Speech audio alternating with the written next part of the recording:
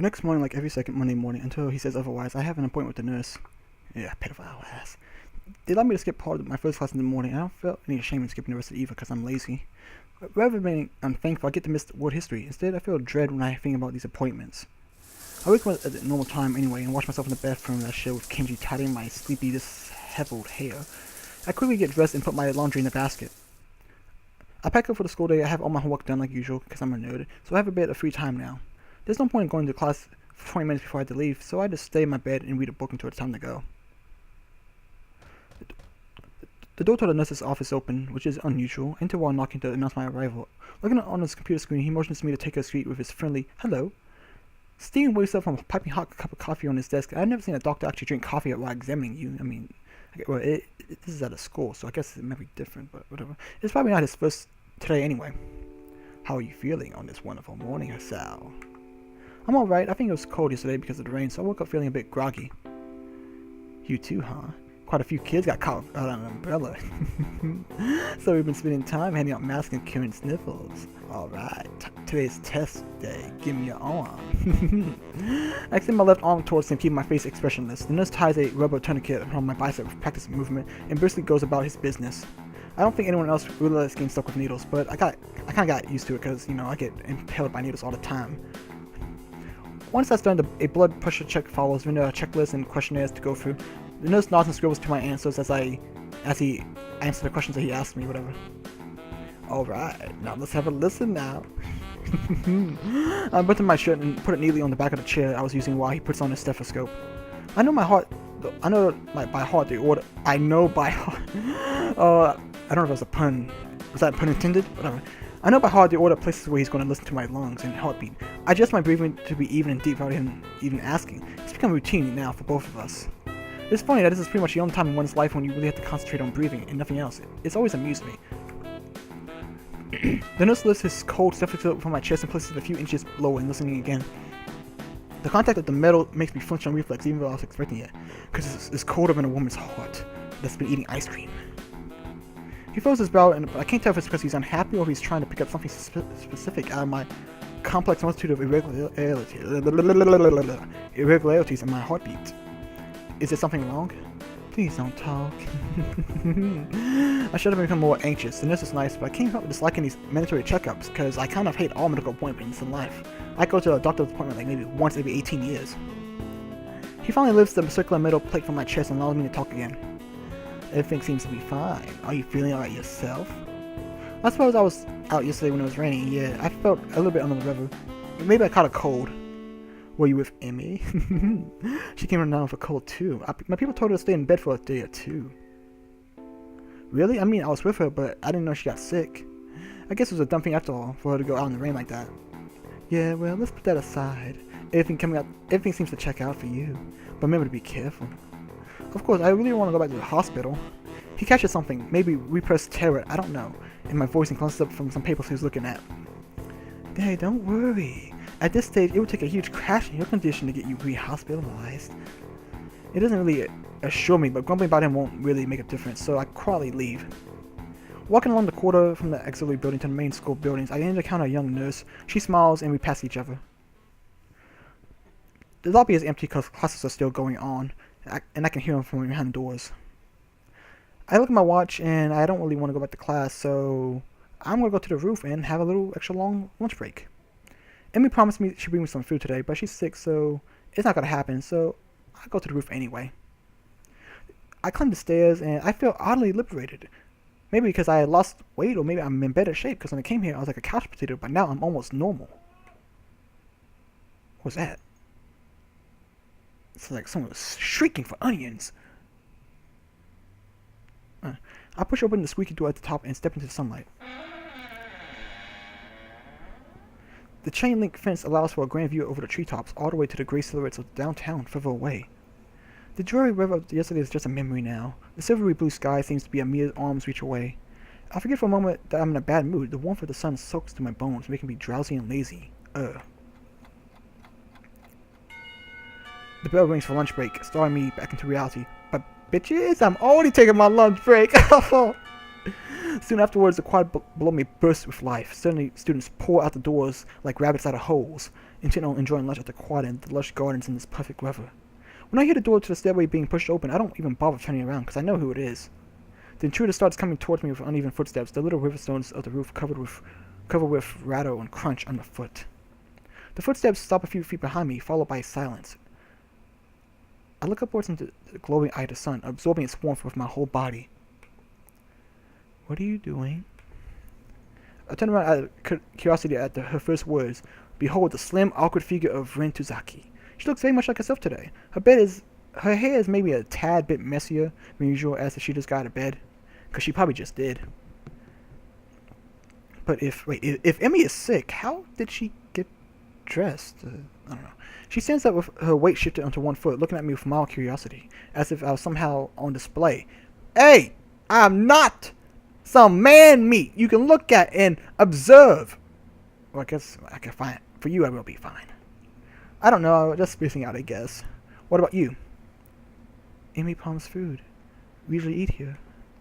I'm afraid you're going to be disappointed. I heard Amy came down with a cold. Oh, I guess that makes sense. She wasn't in class. It's not that common to get a cold in June, though. You don't think she went running at the track afterwards like she said, because the rain was still going on. Probably. In the rain? In the rain. That sounds like a bit too much for keeping up with the training regiment. Amy is a hard-headed one, though, so I can see her running in the downpour just because she thought she had to. Well, that's obviously overdoing it. Probably why she came down with a cold, too. But I guess it's kind of cool. Speaking of that, I'm not feeling well either. Achoo! Rin sees this pretty hard, failing to stop it in time, but how would she really stop it? Because, she really can't. She cranes her head down to wipe her nose on my shoulder, so deciding that it would be too unladylike, I'll pull out my handkerchief, which I was just happened to be carrying with me, and hold it to her nose. Here, bless you. Thanks. She clears her nose and dabs the handkerchief gently on it, wiping it clean. And I would put it back into my pocket with all this snot on it because I'm going to cherish it for the rest of my life. Seriously, why do people in movies, they take it out, they give it to a lady, she does her business with it, and you put it back into your pocket like, what are you going to do with the handkerchief now? Seriously, what? I would throw that shit away. I mean, yeah.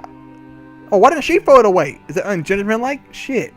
Well, whatever, maybe I'm just weird. Her nose is really cute. Oddly enough, it's probably the girliest part of Rin's face. I think I'm blushing a little bit too, because I'm the woman in this relationship. But Rin doesn't notice. Thanks. I might be coming up or down with something too, like I was saying. Hope not. Rin doesn't seem to be bothered about eating. So despite the lack of Emmy prior at lunch, we stay up on the rooftop. She comes over and stands next to me, right up against the fence, looking into the same aspect distance as I am.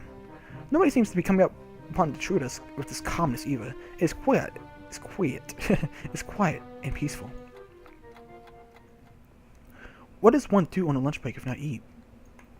I read. Whatever. It turns out that between the two of us, we don't really know what. Fortunately, passing time is an activity that manages itself just fine. Even though there's no conversation to fill the silence between the passing seconds, no pointless activities like cloud gazing to spin upon the minutes between now and then, time marches on relentlessly. Because you may delay, but time will not. I keep checking the time on my watch, which is a bad idea because when you look at your watch, time goes slower by 18.5%. It's a fact. And instead, I try to hold out for as long as possible before I check again. Maybe I can hold out for 6 or 7 minutes. Highly unlikely though, just saying. We remain silent, idly looking up at the cerulean expanse above us. I wonder why more often than not we don't speak much. She said she doesn't really like speaking because of her perceived difficulties with expressing herself properly. As for me, I think I just got sucked into the habit at the hospital, where I spent much of my time never really talking to anyone. Most of the time I felt comfortable about the quiet mood, and even when I get the feeling that I have to break the silence, it's always so difficult to come up with something, especially with Rin. She and I are on such different wavelengths. Nothing seems to be in common. Sorry, my ear's getting really itchy. What is it that you like about the sky so much? She turns to me, her eyes dark and serious. The sky is the only thing that is perfect. I know it. You could say I'm an expert at the sky if you wanted. And I am, even if you didn't want to. A sky expert. It's always different, but it's always perfect, also when it's different. I follow her gaze up into the boundless blue expanse, speaking of her words. Have you ever wanted to be something different? It wouldn't be so bad to be the sky. No, I mean someone else, something someone different, to go to a normal school like everyone else, not have to worry about stuff. What stuff? I try to find the right words for a moment, but I can't really form a sentence I would be comfortable saying out loud. Man, I don't really want to say it out loud. Try. I'm not so good at mind reading. Don't you ever want to not be disabled? She thinks about it this and then shakes her head, frowning. That's a hard question. I don't know what to say. It's okay if you don't say anything. Then why ask the question? To get her thinking. For some reason, I'm just so unsatisfied with who I am right now. I'm constantly thinking like that. It's pretty hard to admit, but there it is. Honestly, I feel relieved about saying it out loud, even if it's just Ren, because she's a good listener. I think I want to be different sometimes. I've thought about changing myself lately, but it's a bit scary. Like walking backwards with your eyes closed. The difficult part is to know where your toes are not pointing. I mean directions. Even if I don't do anything, I will never stay the same. It's like my old paintings. They are different than what I paint now because I'm different. But they're still my paintings, so there's something same. That's really strange. I'm different every day, but I'm still me every day. Who am I then? Is that a riddle? If you wanted to be. I don't know the right answer though, so you have to come up with something yourself. Well, it's the sky, isn't it? Going by your definition just now. I actually managed to surprise her by that. Maybe she's forgotten about it already. That's right. But I was thinking about myself when I said that. Very strange. Could it be that I'm actually the sky? I don't think that's possible. Your logic's a bit off somewhere. No! Her logic's flawless, bitch! She looks down and shuts up. I can see her quickly going over the deduction mentally, seemingly unhappy with the result she finally arrives at. Yeah, maybe I'm not the sky. Would make sense. I have a hard time knowing what kind of person I am. You're not the only one. It's like my mind is in some other place than the rest of me. Underwater? Yeah. I wonder how I got there. I have no answer, so as a brief silence falls between us for a moment, I shift my gaze back to the sky above us. The last time I really paid attention to the sky was, I guess it must have been at the hospital. I can only see a thin strip of sky from the window of my room. If I walked up to the windows and pressed my face against the cold glass, the strip became bigger, but not by much.